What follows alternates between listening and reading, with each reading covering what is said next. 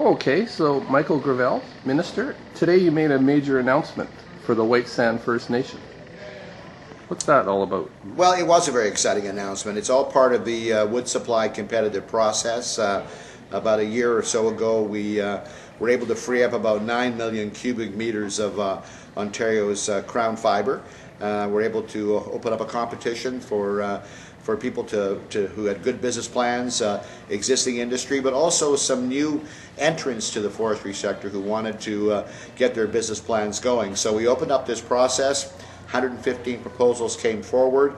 Obviously, some have been successful. Today, in fact, was my 22nd announcement, and this was a pretty exciting announcement. It's great to see White Sand First Nation, who are now setting up their own corporation where they'll be opening up a sawmill, cogeneration plant, which will help them get off diesel generation, which they've been on for many, many years, so that's good news all by itself, and also the beginning operation of a pellet plant. They needed a wood supply to do that. They applied.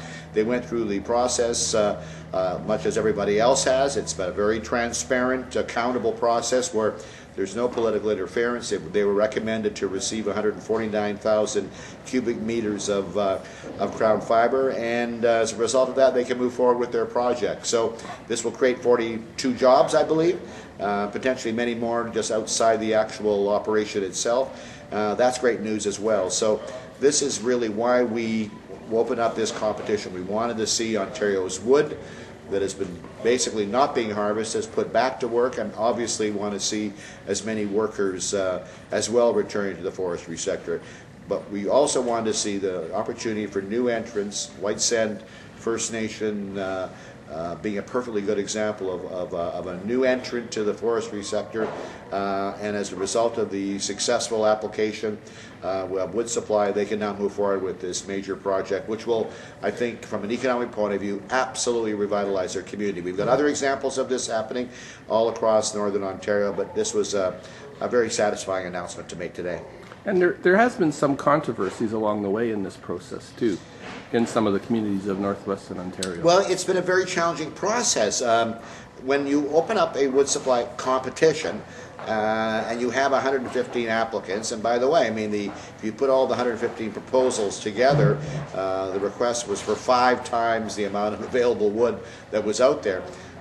Clearly there's going to be people who are successful and communities that are successful and some that are not. So in fact, what is, I think probably it's fair to say caused the controversy is some communities who've had long-standing operations but had mills that had been closed for either a year or longer were not successful with their applications, and understandably they're pretty upset about it.